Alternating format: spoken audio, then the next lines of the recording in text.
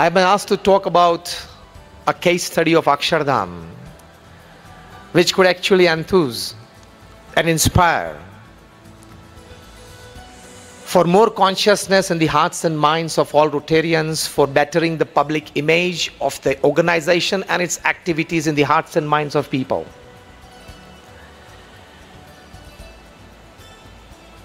Rotary is a 112-year organization.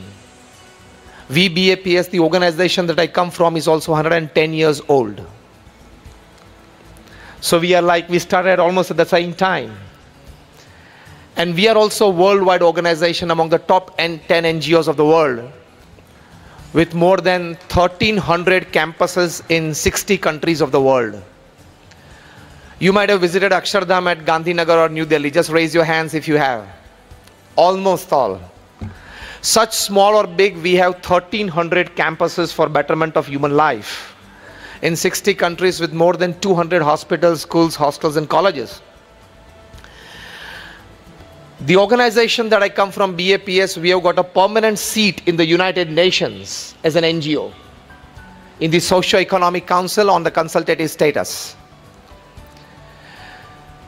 So we have been involved in more than 162 different kinds of social activities, cultural activities, environmental activities, health activities, moral activities throughout the world, with a volunteer force of more than 55,000. And we are about 1,000 saints in the organization. More than 700 of them are graduates, postgraduates, chartered accountants, doctors, engineers. We have more than about 100 saints who have been Oxford graduates, Stanford, Yale, and Harvard graduates in the organization at the age of 25, 30, 35. So as Rotary, we also do all types of activities throughout the world.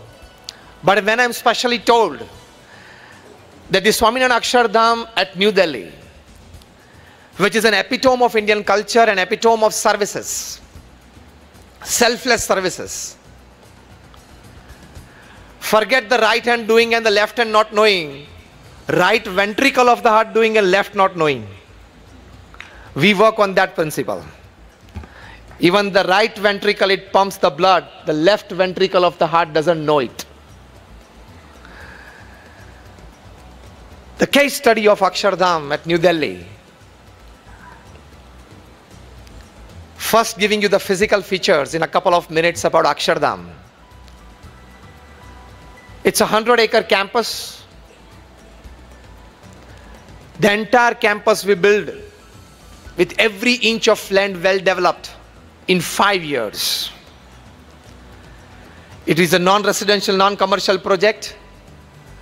When I was talking to a few estate developers about a couple of weeks back in their national conference, I asked them, any real estate developer in the country or anywhere in the world who has developed 100 acres of land, absolutely non-commercial, non-residential, and stone construction in 5 years, just raise your hand. And nobody could. Along with that, the main monument, which is about 850,000 cubic feet of pink stone. We have 3 wonderful exhibitions, the audio animatronic shows, audio animatronic dioramas with the latest technology. We have the wonderful boat ride, where in 10 minutes of boat ride you see 10,000 years of human history.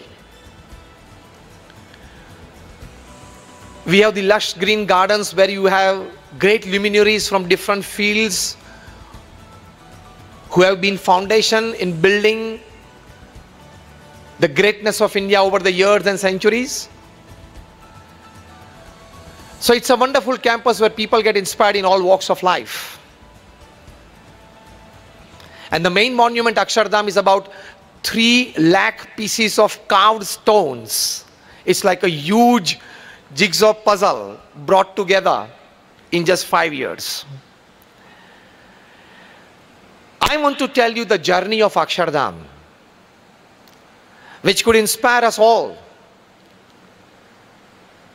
The stories of Akshardham which could inspire us all, in a way that how we can better our organizations and our activities, public image in the hearts and minds of people. There is a big difference between public image and publicity. If you go for the publicity of your activities, you will never grow into a great organization. But if you go for the betterment of public image in the hearts and minds of your people, you will grow as an organization. So don't go for publicity, yet you can improve your public image to a large extent. We never gave a single advertisement of Akshardham in the newspapers. We have not printed leaflets to distribute it in the public. And yet, we have 17,000 people visiting every day. It's an average since last 12 years of its opening. Visited by more than 125 heads of states on power in the last 12 years. Presidents and prime ministers of different countries. The who's who of the world have come there. That is because of the public image of Akshardham. What is that? How did it got created? How is it getting sustained? And how it is growing day by day? It's a wonderful journey and story. The Guinness Book of World Records has written that it is the largest functional Hindu mandir of the world. The story of the public image of Akshardham is the story of determination, dedication and discipline, part 1. It's a story of unity and commitment, part 2. It's a story of synergy and selfless service, part 3. This has created the public image of Akshardham. We never got into its publicity. The first story of dedication, discipline, determination is spread the knowledge. Story number 1. As Rotarians, you must spread the knowledge of what you are actually for. What is the aim behind all your activities? Why do you do it for the people? Where do you reach out? And what are the outcomes of it?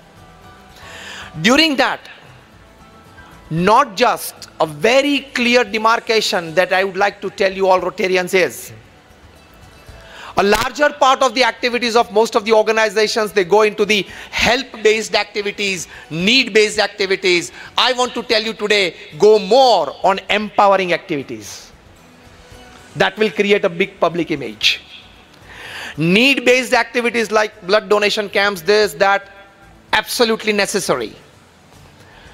More than need-based activities, more than help-based activities, go for empowering-based activities. That is what we did at Akshardham during its journey of construction. The entire plan, when it was drawn up, it came to a conclusion that Param Pujya Pramukh Swami Maharaj, the inspirer of Akshardham, he said that I want to complete the project in 5 years. Now, if we wanted to complete it in 5 years, we would need 7,000 stone artisans. We searched entire Rajasthan, entire Orissa, and we could get only 1,000. If 1,000 artisans would work 12 hours a day, it would take 35 years, according to the Sompuras, the community who designed stone structures. But our Guruji Pramukh Swami Maharaj, he wanted it to be done in 5 years. So now it was the first big road block, rather a stone block. What we do? And we went up to Pramukh Swami Maharaj and said, Swami, this is the practical situation. And he said a very fine thought. He said, cannot we prepare another 6,000 artisans? Now this was a mammoth task of empowering people with an art. Stone chiseling, it's an art. You cannot teach people it overnight. Pramukh Swami Maharaj said, let us spend the first few months of this 1,000 artisans teaching another 6,000. Those 6,000 should be such that they should have this art in their ancestry. Go from village to village in Rajasthan, village to village in Orissa. There would be people who must have put aside this art because they might not be getting the jobs in this particular field. They might be doing something else since last 5 years, 10 years, 15 years or one generation. pick them up and tell them that this is your ancestral art, we would teach you and we could give you at least a 5-year job.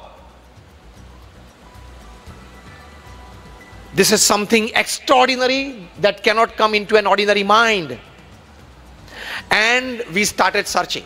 For that, as we have a good volunteer force, more than about 2,000 volunteers, they dedicated full 20 days of their time for this particular project. And we picked up more than about 8,000 people.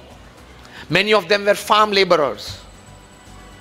And we started more than 26 sites in Rajasthan, where in the first 6 months, this trained 1,000 artisans would teach these 6,000 people. So in 6 months, we created an art designing workforce of 7,000 people, which we wanted. When this incident came out, thousands and thousands of people, well-wishers, it touched their hearts that actually with this project, we have empowered people as farm laborers. I'm talking of the year 2000, 2001. In Rajasthan and Orissa, they were making just about 1,500 to 2,000 rupees a month. Now as artisans at Akshardham, they started making 10,000 rupees a month. And they, along with their family, got employed. The women folk, we took care of them. And we said for the stone polishing, after the stones were carved, we would employ your family members, the women folk. So the women folk got employed as well in the stone finishing. They also started making 4,000 rupees a month. So the family that was earning just 2,000 rupees started earning more than 15,000 rupees a month.